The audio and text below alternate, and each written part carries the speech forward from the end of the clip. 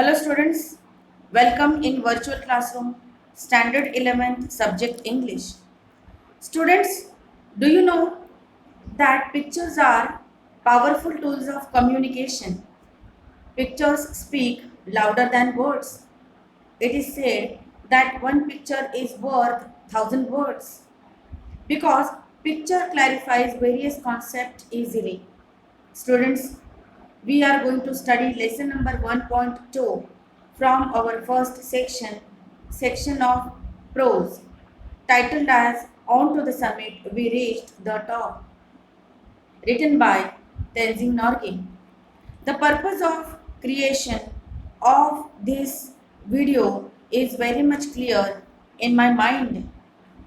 I am quite confident that with the help of pictures provided along with textual content will give you experience to understand the lesson better. So let's start without wasting much time. Let's get familiar with writer first. Tenzing Norgay, born Namgyal Wangdi and also referred to as Sherpa Tenzing, was a Nepali Indian Sherpa mountaineer. He was one of the first two individuals known to reach the summit of Mount Everest, which he accomplished with Edmund Hillary on 29 May 1953. Mount Everest. Yes, we are going to know more about Mount Everest. Mount Everest is a peak in the Himalaya mountain range. It is located between Nepal and Tibet, an autonomous region of China, at 8,850 meters. It is considered the tallest point on earth. In the 19th century, the mountain was named after George Everest, a former Surveyor General of India. The Tibetan name is Chomolungma, which means Mother Goddess of the World. The Nepali name is Sagarmatha, which has various meanings. Now let's try to understand the lesson. So students, you can see on the screen the picture which will help you to understand the lesson. When we left Camp 9 on Friday morning, I was determined to get to the top on this day. That morning, I remember thinking I was to get to the top even if I die. I was not afraid to die that day. We set out early and all the way from Camp 9 to the peak we alternated. I would take the lead and then Hillary, the man who follows when climbing has a difficult job, both in climbing up and climbing down. He is the anchor. The man going in the lead cuts the steps and breaks the way. In my pocket, I had four flags. When we were still at Camp 4, Colonel Hunt gave me three flags, those of Britain, the United Nations, and Nepal. He charged me with the duty of planting them on the top of the world. These three flags are in your care, he said. When you and Hillary reach the top, put them at the peak. I am sure that you and Hillary are going to do it. I told Colonel Hunt that I was carrying the Indian flag with me and I would like to be on the top with the other flags. I had to ask Colonel Hunt's permission in his capacity as a leader of the expedition. Colonel Hunt said, by all means, I am glad to know that you brought an Indian flag. After 1 hour of steady going, we cut across from the south face and started up the west side, where we had to pass up a steep line of rocks. This was slow and difficult. Once we had cleared these, there was nothing barring our way to top, but a snow-covered incline, sloping less and less as it neared the top. These last 60 or 70 feet up the top were not very dangerous, but we kept up the same steady pace and we reached the small flattened summit almost together. During the last 50 feet from the peak, Hillary and I were moving about 20 feet apart. We were tied together with a rope. Most of the time, the rope was loose, but when we went over dangerous ground, we drew it taut. This rope was a symbol. It tied us together. One could not move without the other. We were not two individuals, but a team. I have been asked many times who was first when we were within reach of the summit. I did not think of who was going to be first. I am sure that Hillary was not thinking that. Climbing takes all your attention. You have many more important worries. What does it matter whether I reached the top first or Hillary? Our main thought was that both of us reached the top. We had to. One couldn't do it alone. If there had been a distance of 1,000 feet between us, then one could make the claim that he was first. But even then, only the man behind him could confirm the distance between the two of them. Students, in front of you on the slide, you can see various pictures of newspaper of the welcome ceremony of Tenzing and Hillary at Kathmandu.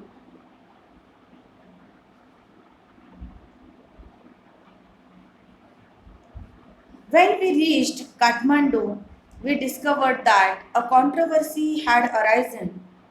We talked it over, Hillary, Colonel Hunt, and I. We agreed that all the talk was childish.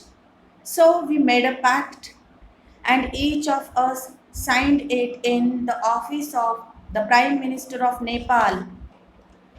Each one signed his own statement. I have a copy of Hillary's statement, which I carry in my pocket. It reads Kathmandu, June 22nd, 1953. On May 29th, Tenzing Sherpa and I left our high camp on Mount Everest for our attempt on the summit. As we climbed upwards to the south summit, first one and then the other would take a turn at leading. We crossed over the south summit and moved along the summit ridge. We reached the summit almost together. We embraced each other overjoyed at our success. Then I took photograph of Tenzing holding aloft the flags of Great Britain, Nepal, the United Nations and India. There is another paper like this in English signed by me. Thus, we will not take part in any controversy. As the statement says, Hillary and I embraced when we reached the top. We did as well as our bulky equipments would let us. I remember saying to him, we have done it, but we couldn't hear. We had our oxygen mask on. First thought.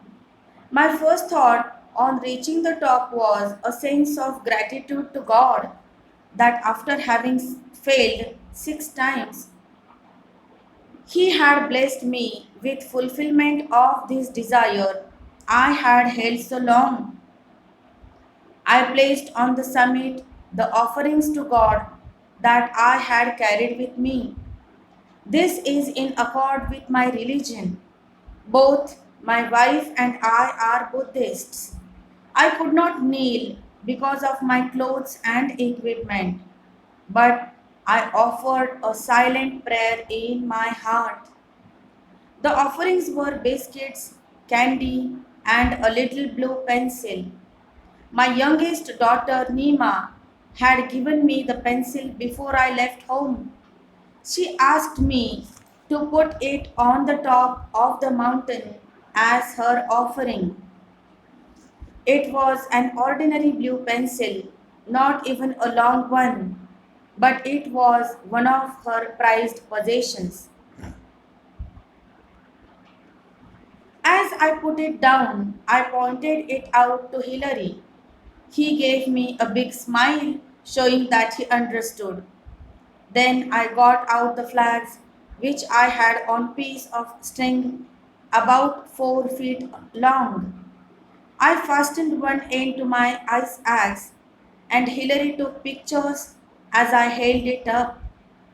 As I had to bring my ice axe down with me, I buried one end of the string in the ice on the top and the other in snow on the slope down below.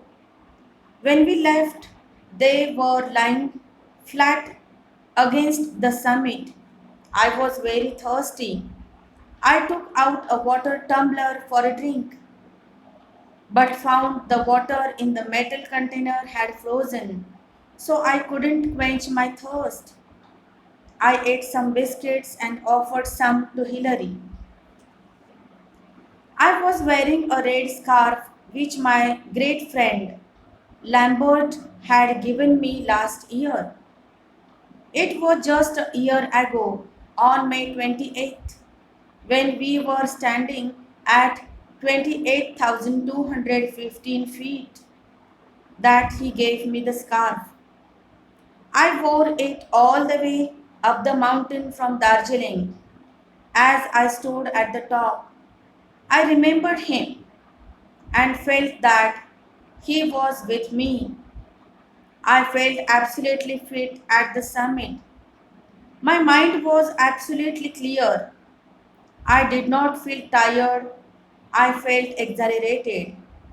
It was a very clear sensation. Below, all the hills and mountains looked like gods and goddesses to me.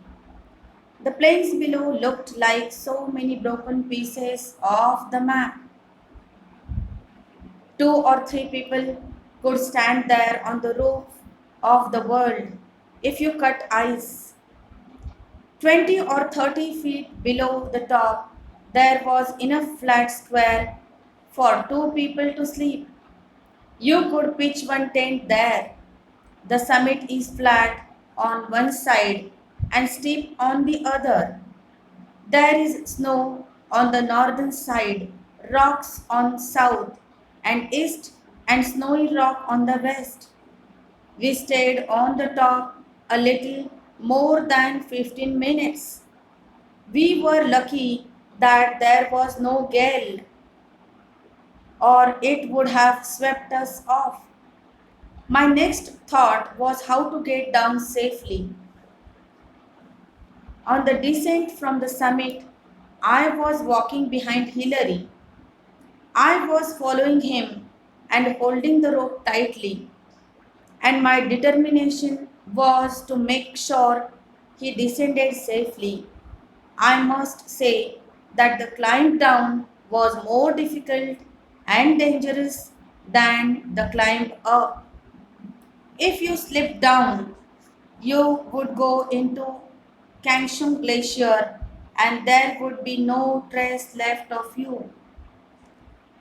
More caution needed.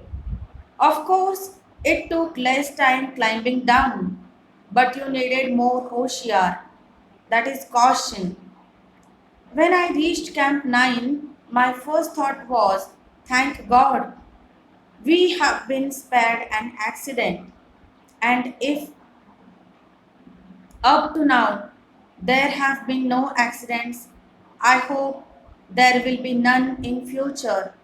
I had always prayed to God and He had saved me. At Camp 9, Hilary and I were in no mood for any talking. We just attended to our own things. We stayed there about half an hour. We boiled some snow to make lemon water and drank it. When we left, we took only our sleeping bags and left everything else behind in the tent. From Camp 9 to Camp 8, where we spent the night, was an easier job. Just above the Camp 8, where the others could see us, I raised my arm with my thumb up. CWF Noise and WG Law saw us and their faces flushed with joy. In this way, I was able to tell them of our success. As we got nearer the camp, 8, Law came to meet us and came up about 300 feet with tea and coffee. Another 50 feet down, we met Noise, who brought us more tea. This tea smelled kerosene. Apparently, it had been made in a hurry, and somehow some kerosene got into the welcome cup. But I thought, since the gentleman had taken so much trouble to bring it, I was going to enjoy it, whatever the smell.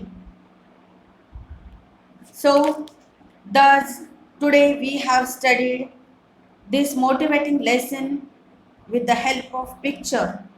We will meet again in new virtual lecture with interesting information. Thank you.